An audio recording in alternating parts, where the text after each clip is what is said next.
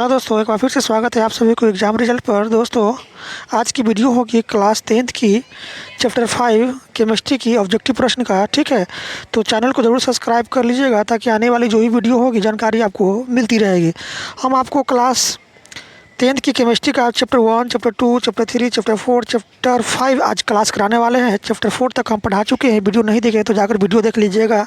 तो आज शुरुआत करेंगे chapter 5 chemistry. Chapter 5 class 10th की केमिस्ट्री चैप्टर 5 है और इसमें जितने भी ऑब्जेक्टिव प्रश्न दिया हुआ है सभी ऑब्जेक्टिव प्रश्न को आज हम इस वीडियो में पढ़ेंगे। तो चैनल को जरूर सब्सक्राइब कर लीजिएगा।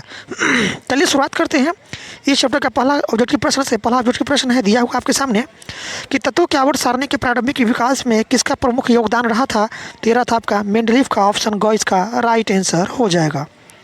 अगला प्रश्न है आपके सामने दिया हुआ प्रश्न कहता है न्यूलैंड के अष्टक सिद्धांत की मुख्य कमी क्या थी। तो न्यूलैंड के अष्टक सिद्धांत की मुख्य कमी थी यह केवल हल्के तत्वों के लिए ही ठीक से लागू हो पाया था। ठीक है, न्यूलैंड के अष्टक नियम के सिद्धांत का मुख्य कमी क्या था कि यह केवल हल्के तत्वों के लिए ही लागू हो पाया था। ऑप्शन ख इसका राइट आंसर हो जाएगा। अगले प्रश्न की तरफ चलते हैं। अगला प्रश्न कहता है आपके सामने दिया हुआ है निम्नलिखित तत्वों को उनके अधातु के गुण के अनुसार बढ़ते क्रम में सजाए। Lithium, Li, O, B, F। ठीक है, तो यहाँ पर आपको बढ़ते क्रम में इसको सजाना है। तो पहले होगा लिथियम, उसके बाद होगा बेरियम, उसके बाद होगा कार्बन, उसके बाद ऑक्सीजन, उसके बाद फ्लोरीन होगा। ठीक है, तो ये बढ़ते हुए क्रम में धातु के गुण के अनुसार बढ़ते हुए क्रम में दिया है। पहले लिथियम होगा, उसके बाद बेरियम होगा, उसके बाद कार्बन होगा, उसके बाद ऑक्सीजन होगा, उसके बाद फ्लोरीन होगा। ठीक है, ऑप्शन ख इसका राइट आंसर हो जाएगा। Li, उसके बाद होगा Be, उसके बाद होगा कार्बन, ठीक है, सी, उसके बाद होगा ऑक्सीजन ओ, उसके बाद होगा फ्लोरीन एफ। ठीक है, तो ये बढ़ते हुए क्रम में हम इसको अधातु के बढ़ते हुए गुण के अनुसार जो होगा लिथियम पहले Li होगा, उसके बाद बी होगा, उसके बाद सी होगा, उसके बाद ओ होगा, उसके बाद एफ होगा। ऑप्शन ख इसका राइट आंसर हो जाएगा। चलते हैं अगले प्रश्न की तरफ। अगला प्रश्न आपके सामने दिया हुआ प्रश्न कहता है कि आवर्त सारणी में किसी वर्ग में ऊपर से नीचे आने पर तत्व के धातुई गुण क्या होता है। तो तत्व के धातुई गुण जो है ना बढ़ता है जब आवर्त सारणी में हम वर्ग में ऊपर से नीचे की ओर आते हैं तो धातुई गुण क्या होता है, बढ़ता है। ठीक है, ऑप्शन का इसका राइट आंसर हो जाएगा। अगले प्रश्न की तरफ चलते हैं। अगला प्रश्न कि वर्ग 1 के तत्व कहलाता है। तो वर्ग 1 के तत्व क्षार कहलाता है। याद रखिएगा, वर्ग 1 के तत्व क्या कहलाता है, क्षार धातु कहलाता है। ऑप्शन ख इसका राइट आंसर हो जाएगा। अगले प्रश्न की तरफ चलते हैं। अगला प्रश्न है कि द्वितीय आवर्त में तत्वों के लिए कौन सा सेल वाह्यतम सेल होता है। तो द्वितीय आवर्त में तत्वों के लिए जो आपका एल सेल जो होता है ना, यह वाह्यतम सेल होता है। ठीक है, एल सेल क्या होता है, आपका वाह्यतम सेल होता है। द्वितीय आवर्त तत्वों के लिए जो एल जो होता है ना, एल सेल, ये आपका वाह्यतम सेल होता है। ऑप्शन ख इसका राइट आंसर हो जाएगा, एल सेल। अगले प्रश्न की तरफ चलते हैं। अगला प्रश्न दिया हुआ है आपके सामने। प्रश्न कहता है कि आधुनिक आवर्त सारणी में समूहों की संख्या कितना है। ठीक है, तो आधुनिक आवर्त सारणी में समूहों की संख्या 18 है। ठीक है, कितना है, 18 है समूहों की संख्या। ऑप्शन घ इसका राइट आंसर हो जाएगा, 18। अगले प्रश्न की तरफ चलते हैं। अगला प्रश्न है कि सल्फर परमाणु की महत्तम कक्षा में इलेक्ट्रॉनों की संख्या कितनी होती है। ठीक है, सल्फर परमाणु की महत्तम कक्षा में इलेक्ट्रॉनों की संख्या कितनी होती है। तो इलेक्ट्रॉनों की संख्या 6 होता है सल्फर परमाणु की महत्तम कक्षा में। ऑप्शन ग इसका राइट आंसर हो जाएगा, 6। चलते हैं अगले प्रश्न की तरफ। अगला प्रश्न है दिया हुआ आपके सामने है कि चतुर्थ आवर्त में तत्वों की संख्या कितना है। तो चतुर्थ आवर्त में तत्वों की संख्या 18 है। आपका क इसका राइट आंसर हो जाएगा, 18। चलते हैं अगले प्रश्न की तरफ। अगला प्रश्न है कि आधुनिक आवर्त सारणी के षष्ठम आवर्त में तत्वों की संख्या कितनी है। तो आधुनिक आवर्त सारणी में षष्ठम आवर्त में तत्वों की संख्या जो है आपका 32 है। ऑप्शन ग इसका राइट आंसर हो जाएगा, 32। चलते हैं अगले प्रश्न की तरफ। प्रश्न कहता है कि आधुनिक आवर्त सारणी बटी है तो 4 ब्लॉक में। ठीक है, आधुनिक आवर्त सारणी कितने ब्लॉक में बटी है, 4 ब्लॉक में। ऑप्शन घ इसका राइट आंसर हो जाएगा, 4 ब्लॉक में। चलते हैं अगले प्रश्न की तरफ। प्रश्न कहता है कि आवर्त में बाईं से दाईं ओर जाने पर तत्वों की संयोजकता क्या होता है। तो आवर्त में बाईं से दाईं ओर जाने पर तत्वों की संयोजकता बढ़ती है। ऑप्शन क इसका राइट आंसर हो जाएगा। चलते हैं नेक्स्ट प्रश्न की तरफ। अगला प्रश्न है आपके सामने दिया हुआ प्रश्न कहता है कि 1 पिकोमीटर बराबर होता है। तो 1 पिकोमीटर 10 के पावर 12 मीटर के बराबर होता है। ऑप्शन क इसका राइट आंसर हो जाएगा, 10 के पावर क्या हो जाएगा, 10 के पावर 12 मीटर। चलते हैं नेक्स्ट प्रश्न की तरफ। अगला प्रश्न है आपके सामने दिया हुआ प्रश्न कहता है, प्रश्न है कि अक्रिय तत्व कौन है। तो अक्रिय तत्व आपका हीलियम है। ठीक है, हीलियम क्या है, आपका अक्रिय तत्व है। ऑप्शन ख इसका राइट आंसर हो जाएगा, हीलियम। चलते हैं अगले प्रश्न की तरफ। प्रश्न कहता है कि क्लोरीन के परमाणु की 72 कक्षा में इलेक्ट्रॉनों की संख्या कितनी होती है? तो क्लोरीन के परमाणु की 72 कक्षा में इलेक्ट्रॉनों की संख्या 7 होती है। ऑप्शन ग इसका राइट आंसर हो जाएगा 7। चलते हैं अगले प्रश्न की तरफ। अगला प्रश्न है कि आवर्त सारणी के शून्य समूह का तत्व है। तो आवर्त सारणी के शून्य समूह का तत्व आपका क्या हीलियम है, He। ठीक है, तो ऑप्शन ख इसका राइट आंसर हो जाएगा। चलते हैं अगले प्रश्न की तरफ। अगला प्रश्न है कि अभी तक ज्ञात तत्वों की संख्या कितना है? तो अभी तक ज्ञात तत्वों की संख्या जो है ना आपका 118 तत्व है। अभी तक ज्ञात तत्वों की संख्या में 118 तत्व है। ऑप्शन का इसका राइट आंसर हो जाएगा 118 अभी तक ज्ञात तत्व की संख्या है। अगले प्रश्न की तरफ चलते हैं। अगला प्रश्न, निम्न में कौन क्षार धातु नहीं है? तो मैग्नीशियम क्षार धातु नहीं है, Mg। और ऑप्शन का इसका राइट आंसर हो जाएगा Mg। चलते हैं नेक्स्ट प्रश्न की तरफ। नेक्स्ट प्रश्न है कि Na की परमाणु संख्या 10 है तो इसकी आवर्त संख्या होगी। तो Na की परमाणु संख्या 10 है तो इसकी आवर्त संख्या आपका 2 होगा। ऑप्शन का इसका राइट आंसर हो जाएगा। अगले प्रश्न की तरफ चलते हैं। अगला प्रश्न, हीलियम परमाणु की बाहरी कक्षा में कितने इलेक्ट्रॉन रहते हैं?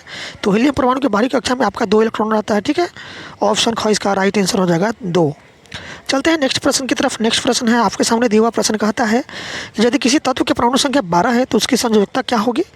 तो किसी तत्व की परमाणु संख्या 12 है तो उसकी संयोजकता 2 होगा। ऑप्शन ख इसका राइट आंसर हो जाएगा 2।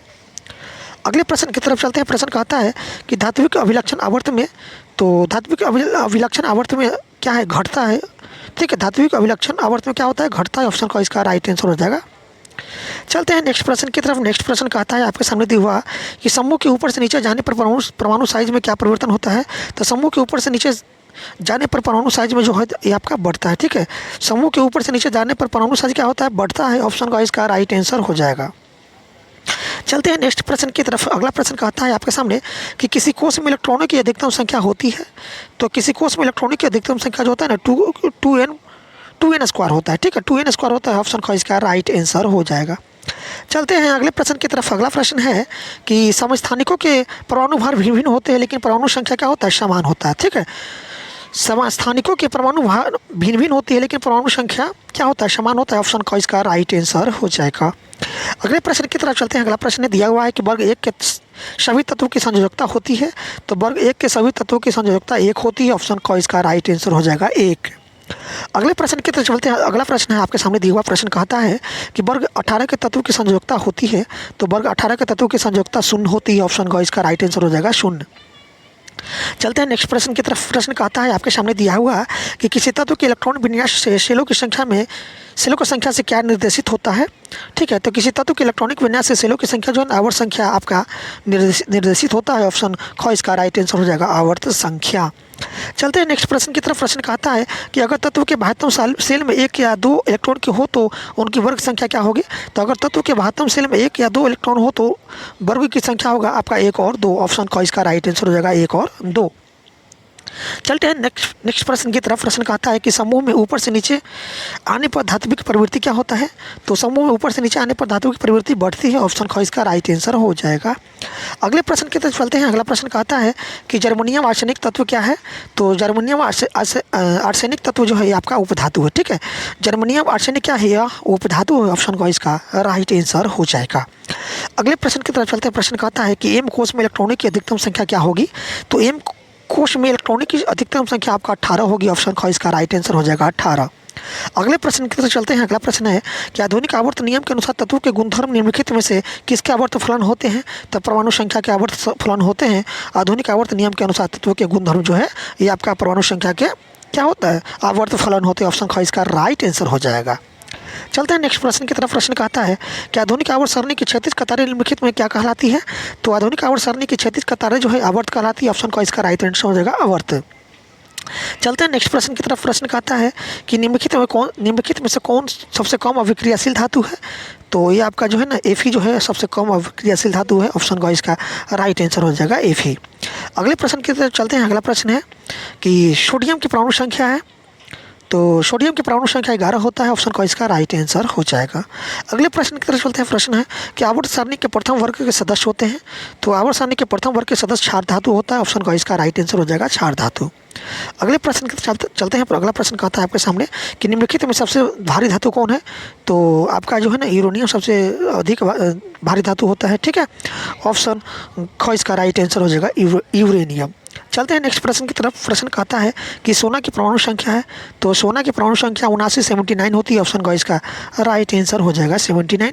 और इस चैप्टर के लास्ट प्रश्न है प्रश्न नंबर 40 कि पोटेशियम की परमाणु संख्या है, तो पोटेशियम की परमाणु संख्या 19 होता है। तो दोस्तों इस तरह से दिया हुआ क्लास 10th की केमिस्ट्री के सभी ऑब्जेक्टिव प्रश्न आपका चैप्टर 1 से लेकर चैप्टर 5 तक जितने भी ऑब्जेक्टिव प्रश्न दिया हुआ था सही ऑब्जेक्टिव प्रश्न पढ़ा दिए। ठीक है, चैनल पर नए हैं तो चैनल को जरूर सब्सक्राइब कर लीजिएगा और आने वाली वीडियो को देखने के लिए चैनल को सब्सक्राइब कर लीजिए। और वीडियो अच्छी लगे तो वीडियो को अधिक से अधिक दोस्तों में शेयर जरूर कीजिएगा। फिर मिलते हैं अगले वीडियो के साथ, तब तक के लिए आपको धन्यवाद।